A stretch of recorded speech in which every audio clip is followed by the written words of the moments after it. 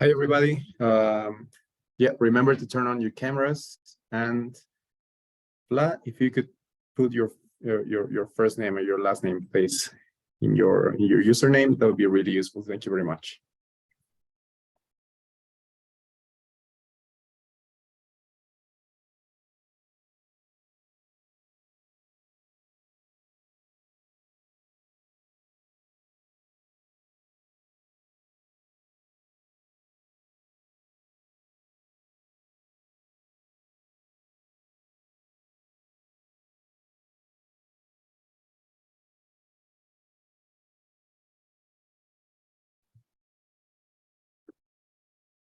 All right, everybody will wait for a couple of minutes more. In the meanwhile, just make sure to turn on your camera because we need to see you during the session.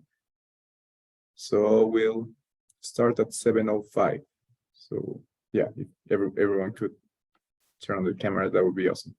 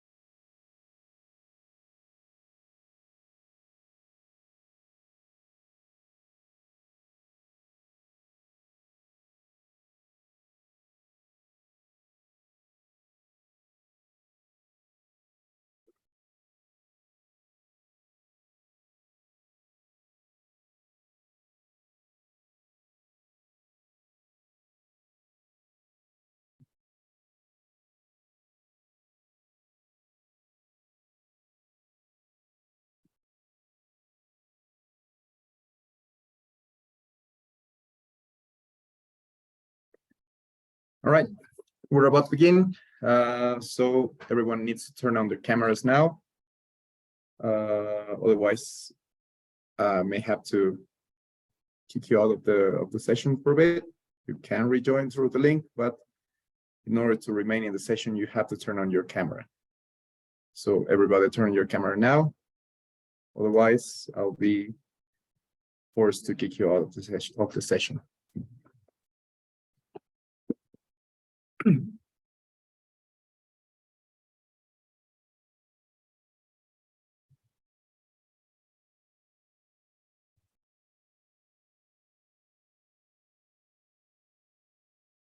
All right, thank you very much. And well, as you may have noticed, I'm not Carlos. My name is Ramiro, and I'm going to be the new facilitator for this course. I'm going to be taking over Carlos's previous courses. So yeah, I'll briefly introduce myself before we begin today's session. Okay, so in brief terms, my name is Ramiro Reinaga. I am from La Paz, Bolivia. I am a commercial engineer from Catholic University. I did my master's in agribusiness actually, at Massey University in New Zealand, thanks to a scholarship. Currently, I'm working as a lecturer at a couple of universities, and I'm a part-time researcher as well. Regarding the TOEFL, last time I took my TOEFL was in 2018 before going for my master's, and I had a grade of 115. So yeah, it went quite well. So what I'm going to try to do is just basically share my insights with you, so we can all get notes above 110, hopefully. So yeah. While everyone keeps turning on their cameras, I would appreciate if each one of you just give me a really quick introduction of yourselves, and just let me know what your objectives are for this course. So we'll start with Jasmine. you don't mind. Okay, teacher. Well, my name is Jasmine Rada. I'm from La Paz, Bolivia. I study business and data science. And well, I take this course because in my university is a requirement. What's your target in terms of grades? Well, I hope to get over 83 if it's possible. Sweet. That's really possible. So hopefully we'll get over 100. So yeah. Lucia, please. I already met you yesterday, but you go ahead, please. Okay. Good evening. My name is Lucia. I study law. I come from Cochabamba, and I need the TOEFL for a requirement also from the university. And yeah, the requirement that they ask me is 100. I know that is so difficult, but yeah, this is the goal. I mean, it's challenging, but it's not difficult, and it's not impossible at all. So we'll make it. Don't worry. Andrea Montalvo, please. Okay, good evening. My name is Andrea. I study architecture in University Católica. And about my grade in TOEFL, I don't know. I don't just want a good note, or the higher I can be. Okay, good enough. So we're getting into the upper 90s, I reckon. Daniela Crespo, please. Hi, my name is Daniela. I'm from La Paz. I study business, and I have to pass the TOEFL because the university requires me to have at least 83. Awesome. That's a really achievable grade. So we'll get more than that. Don't worry. Lenny, please. Good evening, teacher. Good evening, guys. I'm Lenny Jimenez Valdez. I'm from Oruro, and I studied accounting. So I'm trying to access a scholarship for my PhD, and I need the score of the TOEFL. So that's the reason. What's your target? Sorry? What's your target in terms of a grade? How much 100. do they ask you? 100. Yeah. No, it's pretty feasible. So yeah, don't worry. Okay. Thank you, teacher. All right. David, please. David Uribe. Hi, teacher. I am David Uribe. I'm happy to be with you. I look forward to target 100.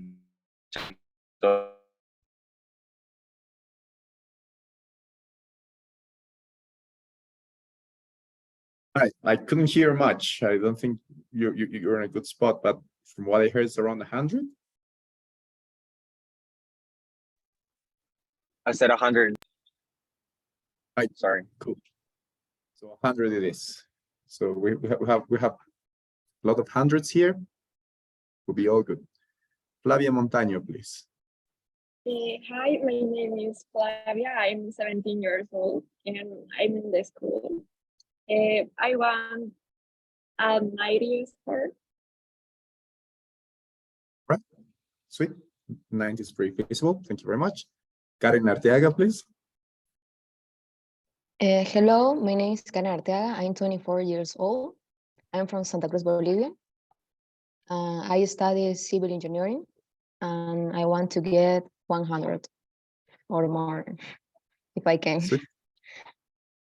Going for the up 100. Great. So thank you very much. Andres, I think you're in the same car as David, if I'm not wrong. Yeah, we're siblings. Actually, we're twins, so we're in the same car. All right. So is it around the same grade as you, as David? I reckon. Is he your brother? Yeah, he's my twin actually. So I want to target as well 110. Yes. Or more if I can. Hi, awesome. So,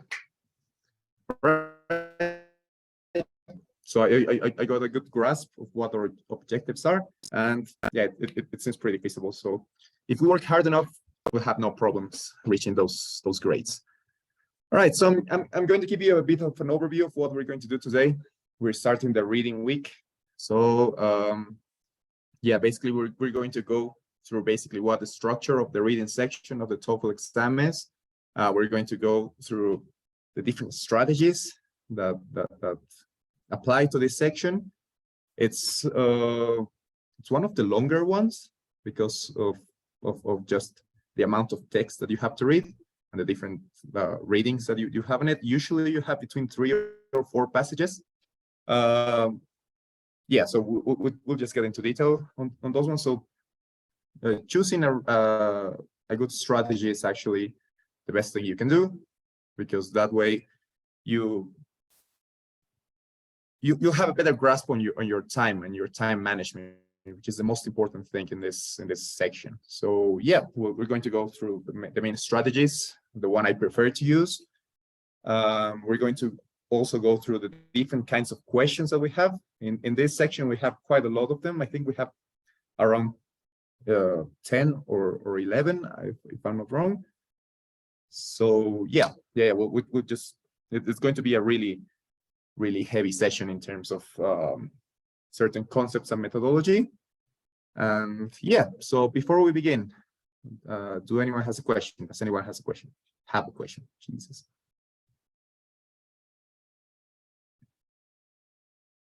All right, so I really like this not to be a lecture as such. I don't think that this is a subject that requires you to just sit and listen to what I have to say.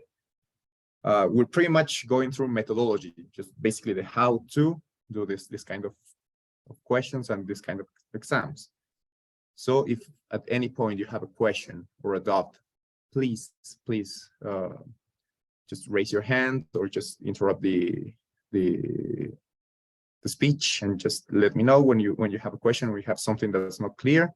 That way it's going to be easier for me to just target the things that are not settling in quite right. And yeah, it's going to make this more of a personalized experience. And yeah, so just don't hesitate to ask if you have any questions. All right, so I think Omar is having some problems with his connection, but hopefully he'll settle down a bit. And yeah, so any questions before we begin? All good. Hi, teacher. I'm sorry. I came a little bit late. What have you been talking about? Oh, yeah. So basically, I was introducing myself. My name is Ramiro. I'm going to be taking over Carlos's courses now. So from now on, I'm going to be the facilitator for this group. And yeah, we were just doing quick introduction. Yeah, just introducing ourselves. So if you could very briefly just introduce yourself and what your goal is regarding the TOEFL grade. What kind of grade are you aiming to? Well, yes, I just hope with this program course to have a successful score for my TOEFL and continue studying English and improving a lot with you and all the teachers. Sweet. So how much are you aiming to get? I hope to get at least 85, 80, 88. All right, sounds good. Sounds pretty feasible. So basically the course is around from 85 to 110. So I reckon we can all get over 100. If you manage to get the grasp of the methodology, it's really easy. So yeah. All right. So if there are no more questions, I'm going to start sharing my screen and we'll begin with today's session. Just give me a second.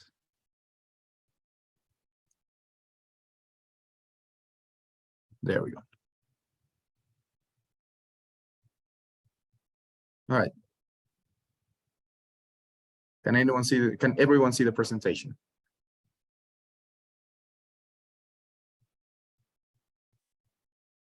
All right, cool, let's go. Righto, so yeah, so as I was saying, this week we're going to be focusing on the reading part of the exam. We're just going to go through what it's about, what are we going to see, how much time do we have allocated for it, and what the main strategies and kind of questions that we're going to encounter are. So yeah. So basically, the TOEFL reading section, as all the sections in this test, is just a measure of how well you can read and understand academic topics. So just to clarify, the TOEFL exam is not it's not about knowledge. It's not a knowledge-based exam. That means it's not measuring how well you know about a certain topic or not, or how well you know how to speak English or not. It is about how proficient you are in communicating, in understanding things, understanding context. So yeah, basically this is also the point of this section. So basically in this section, what we're going to see is just basically we're going to get 3 to 4 different reading passages. Each of these passages is going to be of a certain academic level. Flavia, you've disconnected your camera, so please, if you could fix it, I would really appreciate it. Thank you. So yeah, basically the passages are not short. They're actually quite long. So each passage is around 700 words long. That means if you translate it to a sheet of paper, it's usually between 1 or 2.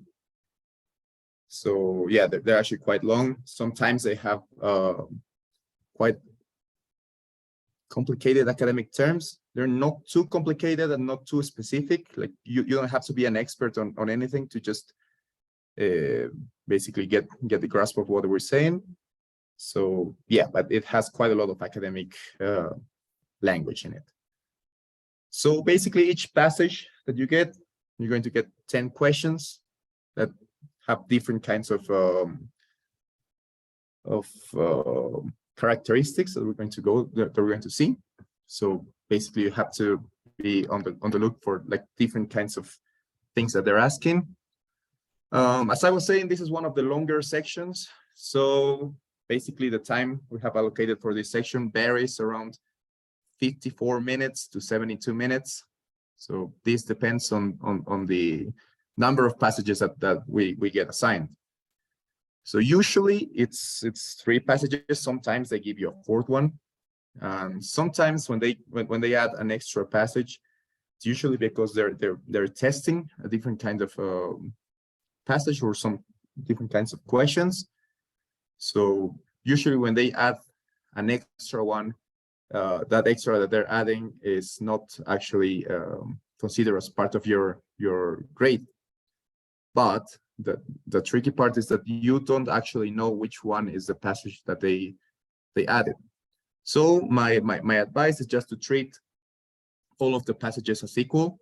Just don't say, oh, if I have 4 passages because the 4th one is the extra one, so I actually don't have to worry about that one because that one's not going to count. So that's the wrong strategy, because you actually don't know in which order they're going to give you the passages.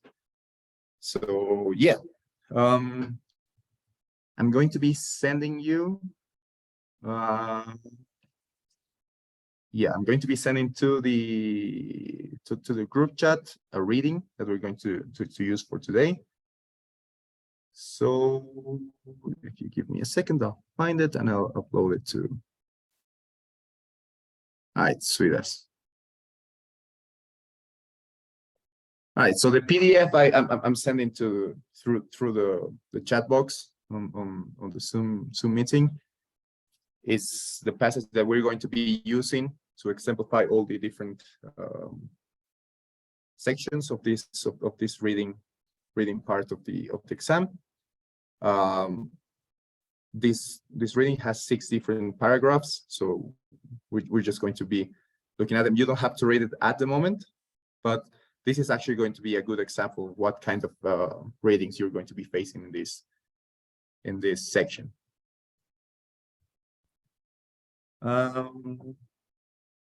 All right, so about the topics. So as I was saying, these readings are usually about subjects that you study in school or at the university. So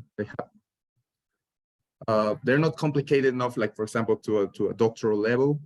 They're more like undergrad, last years of high school kind of level. So yeah, you require a good vocabulary basically to get through it. Sometimes when they have specific words, they have definitions that you can look for, but usually, yeah, most of the work, exceptuating the ones that are merely technical, as we're going to see, for example, in the reading passage we have prepared for today. For example, terms like rhizomes, clonal, reproductive structures and stuff, that you can actually get the graphs due to the context. But yeah, so there's going to be a mix of like quite technical words with like regular words that we're facing. So the topics are usually topics that you're not familiar with, and you don't have to be familiar with these topics. You don't have to know in advance about these topics. They're very broad. I mean, they focus on a specific topic. For example, in these sessions, we're going to be focusing on clonal colonies, which are basically colonies of plants that are basically clones of themselves, as we're going to read in the passages. But they actually don't require you to have any previous knowledge on biology or plant biology or reproductive systems, because it's all going to be included within the lecture.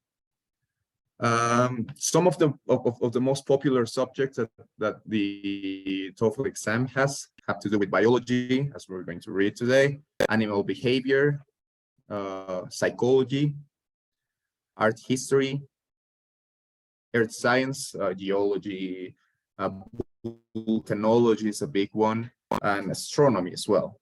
So mostly natural sciences. Some of them are also going to be some social sciences. They may have something to do, for example, with economics or with finance. So yeah, it's a wide variety of topics. Some people try to study as many topics as they can just to be familiar, just to familiarize themselves with them. It's not necessary. You don't have to really know what the topic is going to be about beforehand. It doesn't help you at all, because everything you need to know for the test is included in the reading passage. So yeah, and you don't have to be an expert about it either, because this is not a test of knowledge, and I'm going to be repeating this throughout the session. This test is not measuring how much you know about the certain subject. It's measuring how well you know how to interpret and communicate information in English. So yeah, you don't have to be a biologist, or you don't have to be a botanist or a psychologist to understand what we're going to read. You just need to know how to communicate in English. Do you have any questions?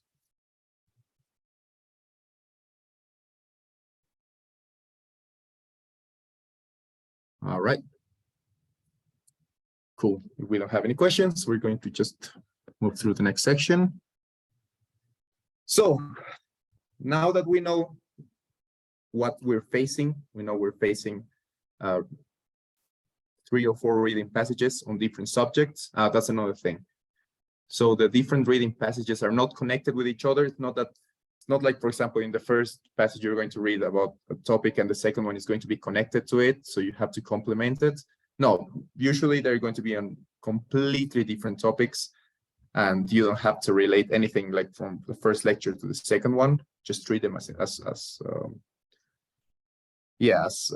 individual lectures. So yeah, basically you don't need to connect either of them. So what we're going to just see now are the two main strategies to go through this section. We're going to analyze the pros and the cons for each section, and at the end I'm going to ask you which one do you usually use, or which one you prefer, and which one I prefer and why. Okay. Right. So the first strategy, and this is the most common that we face, is basically reading the passage first. What does it mean? Basically, when you're given the passage, before you face the questions, they're going to give you some time just with the text, so you can read it and get familiarized with it. So many people just decide to stop and read the whole thing before going through the questions. So what are the main pros of this strategy? Basically, it's a safer strategy. I mean, it gives you quite a lot of context, and especially if you feel insecure about how much you know about the subject, or whether you are going to understand it. Usually reading through the passage first is a good method if you want to get, as it says in the presentation, the big picture.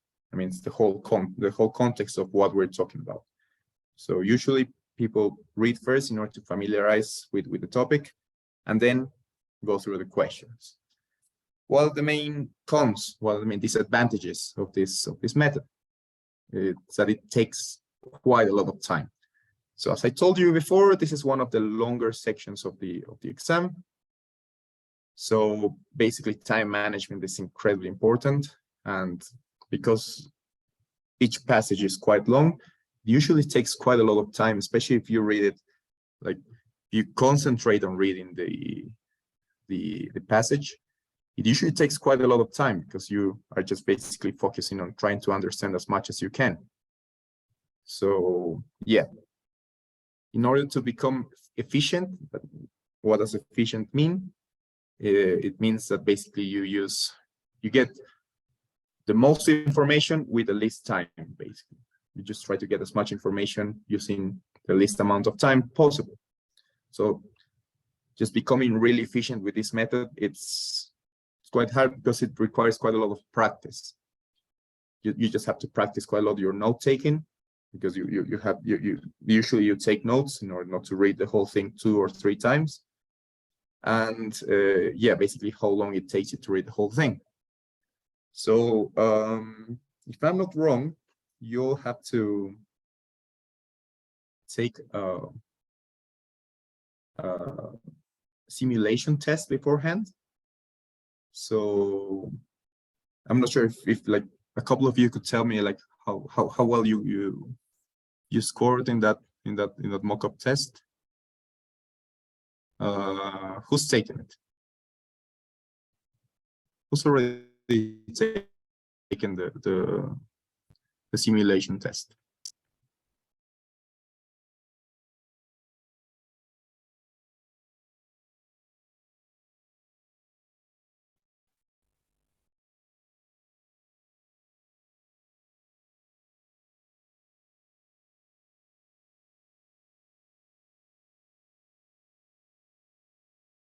All right, I'm going to start asking then. Lenny, sorry. Sorry, teacher. Could you repeat the question, because I couldn't understand you? I think for the connection. Okay, so I was asking.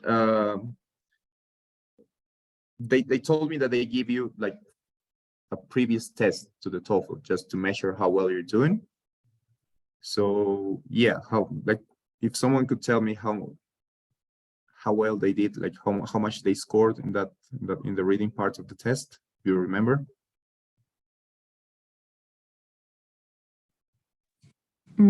For my own, I didn't take the simulation about reading or about the TOEFL yet.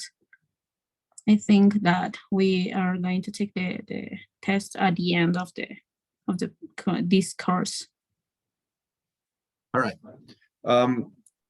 Yeah, if anyone hasn't taken the test yet, I would strongly suggest that you do it as soon as possible. Why? Because the point of the test is to basically establish a baseline. Basically, where are you standing at the moment? So that gives us information on where you need more I don't know, more practice, or where you need a bit more of help. So if anyone hasn't done it yet, I would strongly recommend you do it, so that we can have a better grasp of where you're standing at the moment, and basically how far we are from our goals. Andres. Hey teacher, just one question. Where do we take the simulation, or the thing that you're telling us? Where do we do it? The academic coordinator, if I'm not wrong, is Isela. She's the one that told me that she gave you some links. So yeah, perhaps I'm going to ask her if she can just basically resend them to the group chats, so that you can have the links available to take them. All right. Has anyone taken the test yet?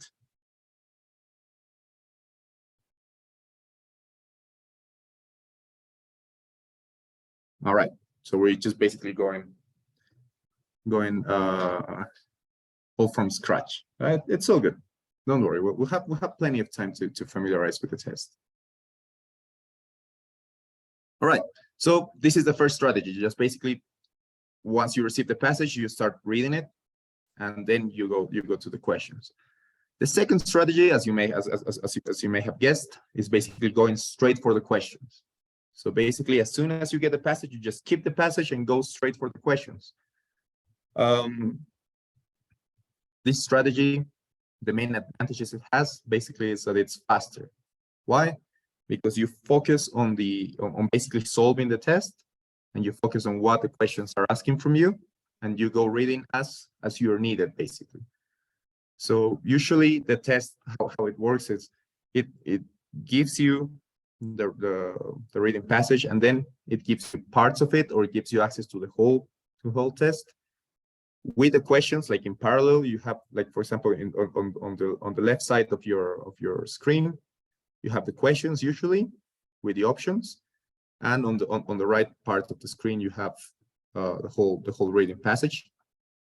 So basically, you can at all times read the passage. So that's one advantage that TOEFL test has.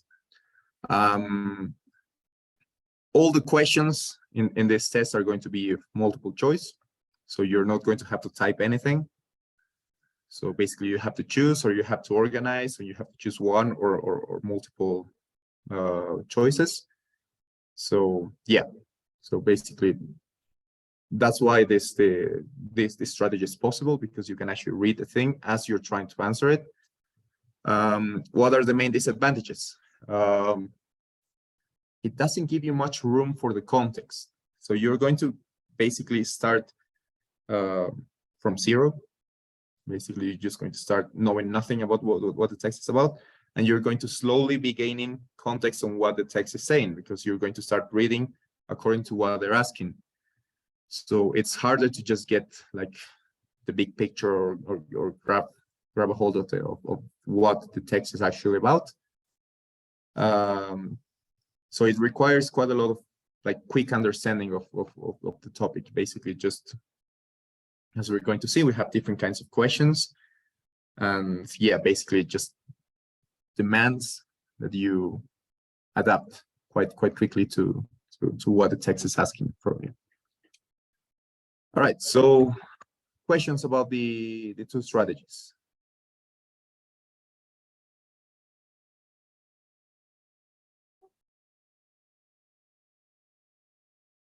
Teacher, what strategy do you use from those? Which one do you think?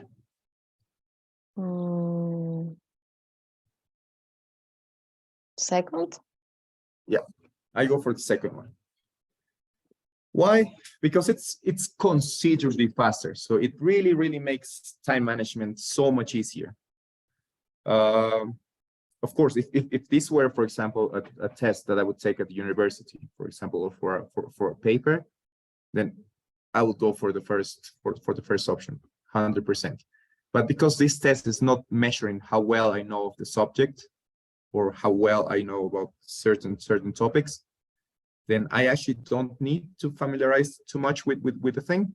Basically, I'll get all the knowledge I need as I go through the exam. So that's why I usually go for the second strategy. It's so much faster and it's more focused on just trying to solve the test. So yeah, that's why I like it. I think the last time I took it, I only had one mistake. So yeah, just if with enough practice, it works. It works like a charm. So yeah, does anybody here, is anybody thinking about using the first strategy, perhaps?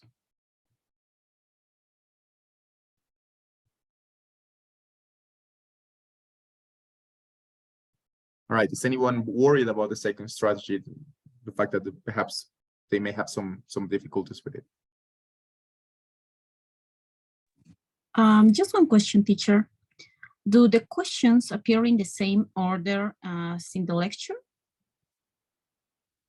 That's actually a really good question. Yes, usually they appear in a chronological order. For example, the first question is usually going to refer to like the first paragraph, and the second question on the second, but it's not going to be as linear as it seems. For example, some questions are just going to ask you about the whole passage, but those questions are usually about around the middle or the end of the test. Or for example, as we're going to see in some of the practice questions that I have prepared for today, some of them are going to ask you, for example, in the first 3 paragraphs, for example, at the end. They usually start with the first one and then they go in order, but not as linear as it is. All right. Any other questions? Yeah, teacher, how do you organize your time for every question?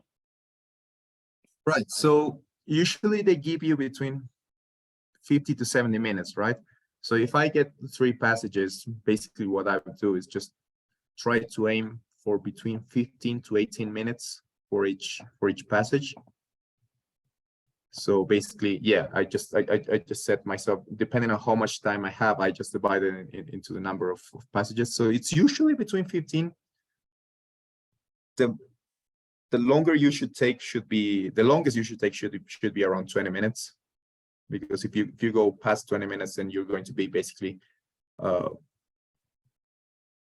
just using the time allocated for a different section. So should be between 15 and 18 minutes, which is pretty good because you have 10 questions per each passage. So that means 1.8 minutes. How much 0.8 minutes? And just give me a second. Yeah, around 1 minute and 40 seconds, 45 seconds for each question, which is plenty of time. So yeah, that's why I like this strategy better, because it just gives you all the time available for just the questions. Does anyone else have a question? Teacher, I have a question. When I have a reading, I always use that strategy, but I have problems at the end with the questions like, what is the meaning? What is trying to say the passages?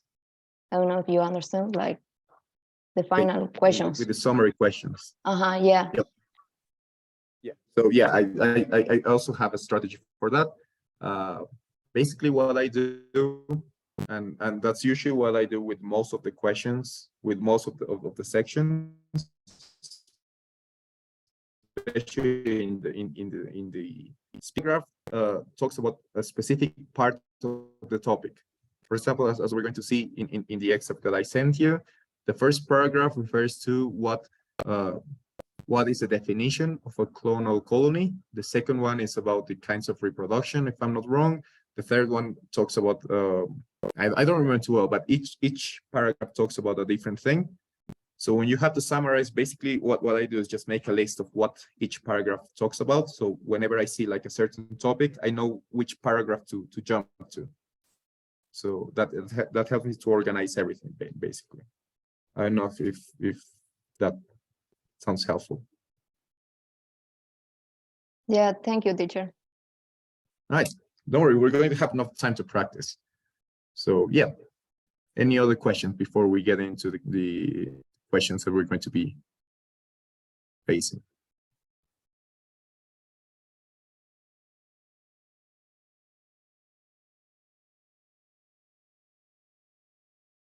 All right, beautiful. David, I think your camera is off, so yep. If you could sort it out, I would really appreciate it. All right, on a more personal thing, regarding my accent, I know it's quite a weird accent. It's not too common. It's not too American either. It's because unfortunately I spent quite a lot of time living with New Zealanders in New Zealand, so they have really strong accent, and quite a lot of it rubbed into me. So if I say things like sweet ass, for example, or stuff, just like saying great. So if you have any problems understanding me, just ask me, okay? All right. Any other question before we go to the next section?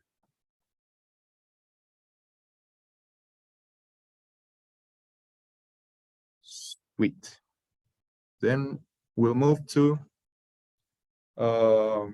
yeah, basically this is what we were talking about. Which one are we going to be focusing on? Basically, we're just going to go straight for the questions because of the time management and because of the kind of test that we are facing. Usually this method is for quite not advanced readers, but like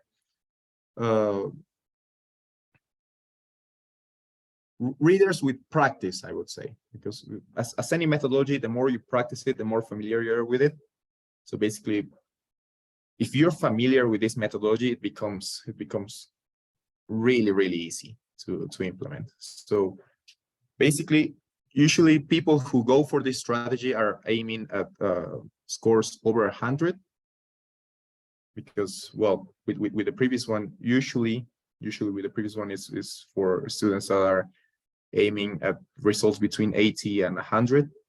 But because what most of us are looking for is basically a score over 100, I think this is the best strategy for us, because it just helps us to go through the questions as efficient as possible, basically. All right. So what kinds of questions are we going to be basically facing in this kind of reading? So we have, as I mentioned before, there are between 10 and 11 different kinds of questions that you're probably going to be facing. Some of them are more common than others. And we're going to be starting with the most common ones. So yeah, basically, you have certain questions that appear more often than others. Some others appear one, or they don't appear at all. So yeah, but it's still useful to just know how to answer them. So basically, how this part is going to work, we're just basically going to look at the question, what the question is about. Then we're going to see some keys that I like to say the keys of success. Basically, what are the things that you have to be on the lookout, and how you have to answer them in order to just maximize your chances of getting it right. Then we're going to see an example of the question, which I'm going to just basically give you some time. Not much time, because tomorrow we're going to be facing 100% the practice part, but today we're just going to basically familiarize ourselves with the test. And also what I've included in this one is some tricky questions. I put them as wrong questions, but they're just tricky questions, basically ways in which the test basically tries to outsmart you. But because we're smarter than a prefabricated test, we're just going to outsmart the outsmarters. So yeah, so basically I'm just going to go through like some of the tricks they use to try to trick us. Valga la redundancia. So yeah, so we'll begin with the most common one, the one that, actually we're going to go through all of them first. So the first kind of question that we're going to encounter is the vocabulary one, then is the detail one, then the except kind of questions, the inference questions, the purpose questions, the reference questions, the paraphrasing questions, the insert text questions, the summary questions that your classmate wasn't mentioning beforehand, and the category questions.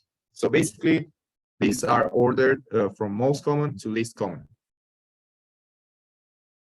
So what we're going to go through is just each one of them. We're going to give you an example of how each of the question looks and how we can solve them. Okay. Any questions beforehand?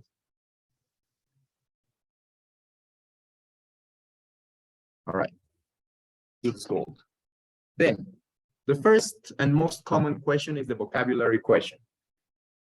This is really straightforward because what these questions are about are they ask you about a specific word or perhaps a short phrase, usually between 2 or 3 words.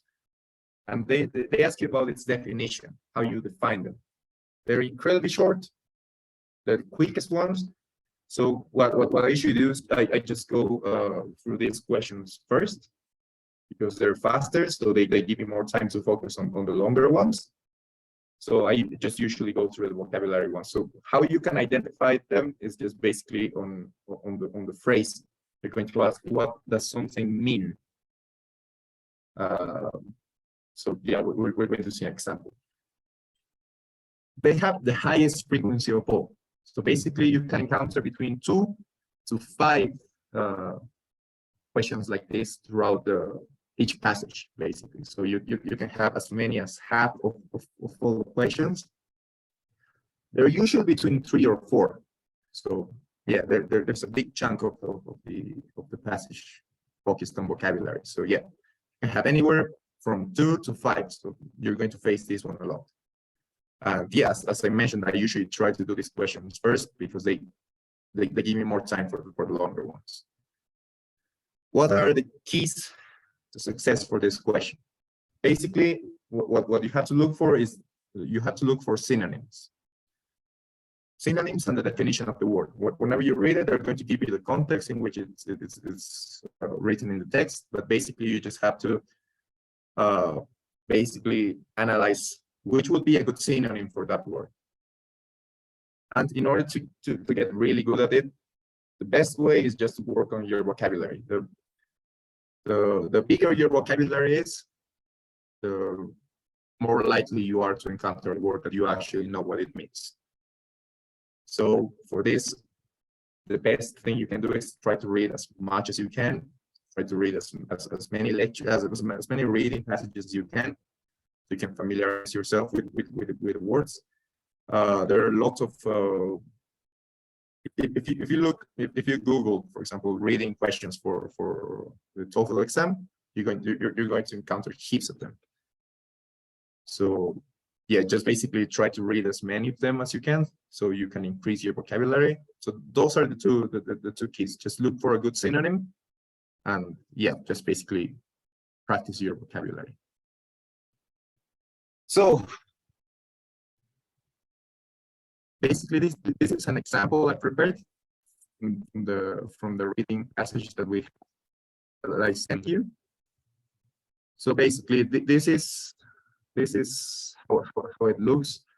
Usually, it has the word meaning in this kind of questions. Basically, what it says is the word associate. Usually, the word that you're going to be looking for is highlighted somehow in either the question and the passage. So the word associated in the passage is closest in meaning to, and they're going to give you 4 different options. So you just have to basically choose one of them. All right, so I put the question here, and I put the sentence that this question is referred to in the reading. You also have the reading in the PDF. So if you can follow, well, it'll be really great.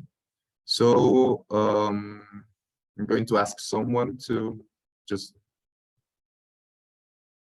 try to answer this question. Daniel.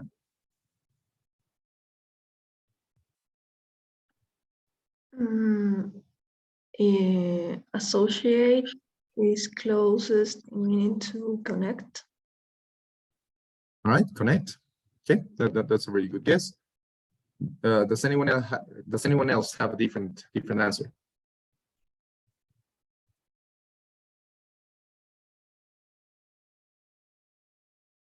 Okay, perfect. Yeah, no, it was a great answer. The correct answer was connect. Why? Because exemplify and associate do not have much of a relationship. Confuse in the context of the word, if we replace, for example, of how people commonly confuse the word clone with modern scientific advances, it makes sense. I mean, it completely makes sense, but yeah, it doesn't relate too much with the word associate and its meaning. So even though it could be a tricky one in this part, yeah, it just changes basically the meaning of the question. The same with define, because define basically relates to meaning, whereas associate usually refers to yes, it says connecting two concepts together. So yeah, so that's why connect is the right answer, and this is why you have to just basically look at what a good synonym to the question would be, and if it makes sense within the text. Any questions?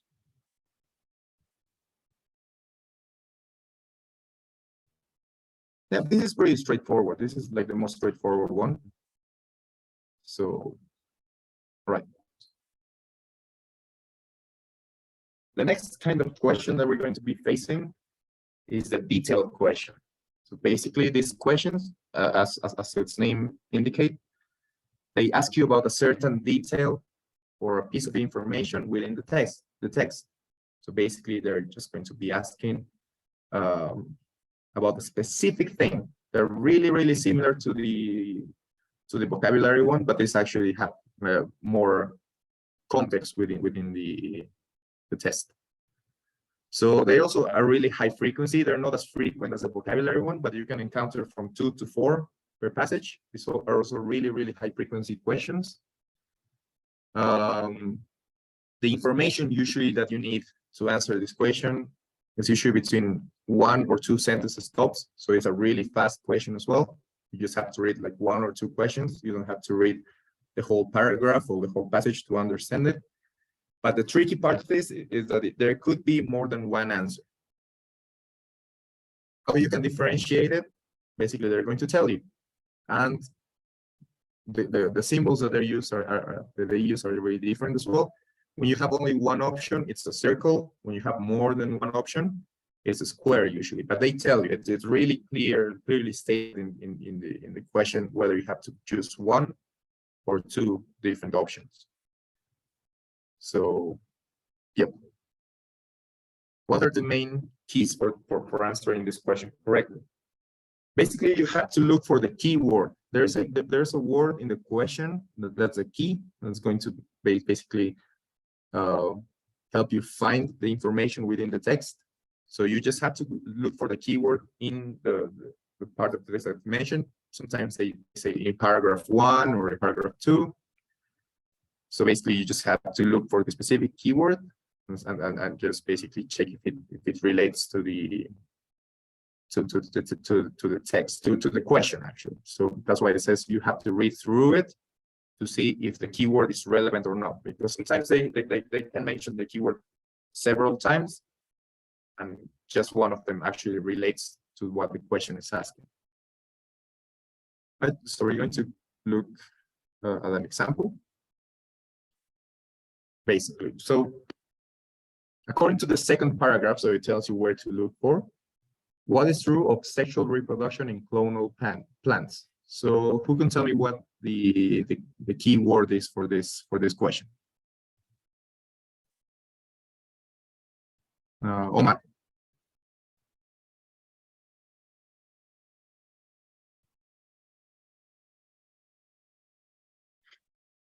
I don't know, teacher, maybe the third one. Yeah, so the key word for this question is sexual reproduction. Why?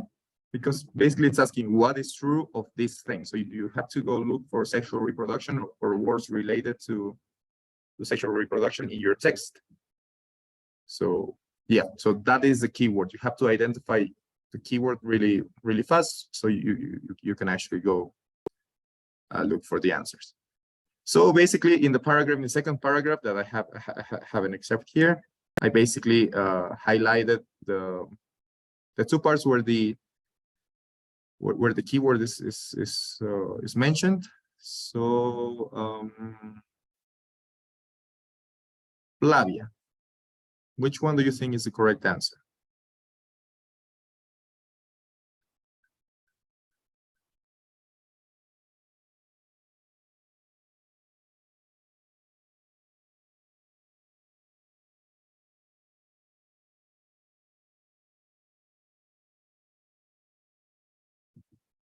Flavia?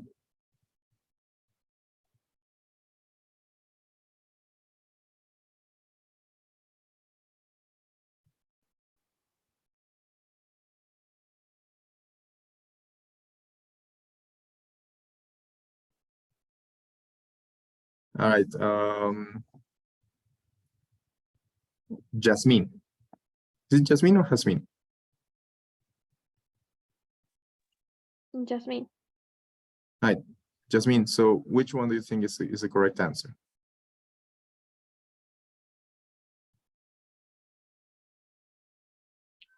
I think it's the second option. Okay. Yep. Unfortunately, it's not the correct answer, but probably maybe because we don't have enough time to read it. So what we're going to do is we're going to stop the lesson here because we run out of time. So as we all know, we have to send a poll before we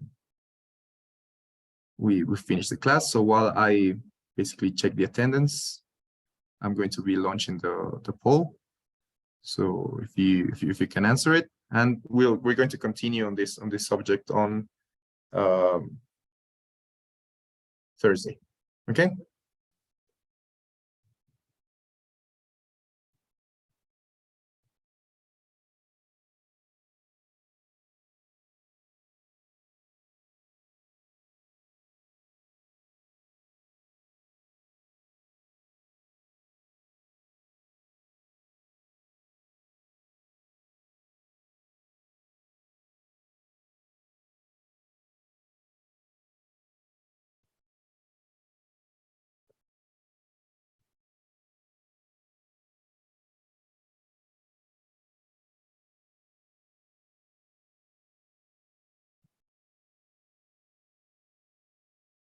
All right.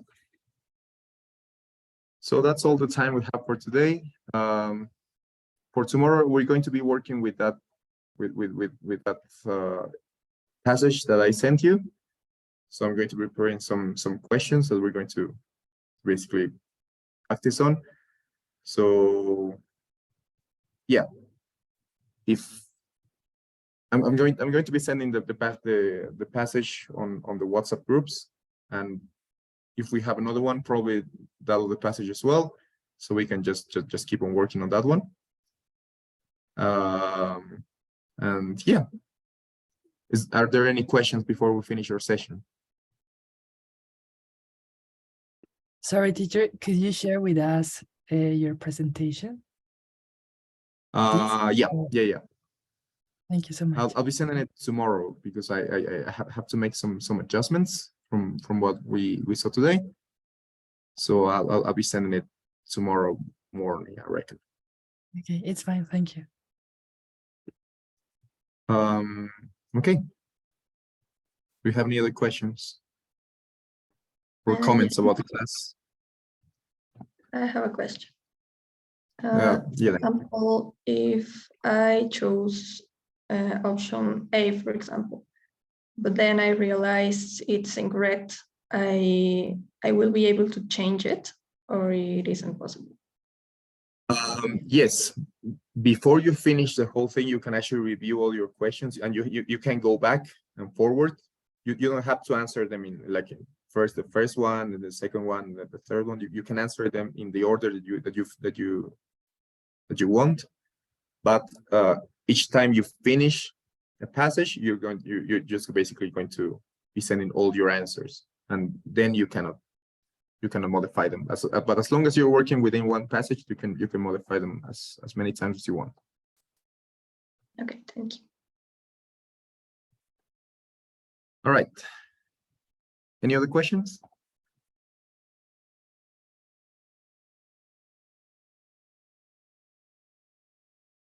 Right on. Good as gold then. I'll see you tomorrow at 7. And yep, it was a real pleasure meeting you all. See you tomorrow, teacher. Bye. Bye, Bye, teacher. Bye-bye. Thank you. Bye, teacher. Bye-bye. Bye, teacher.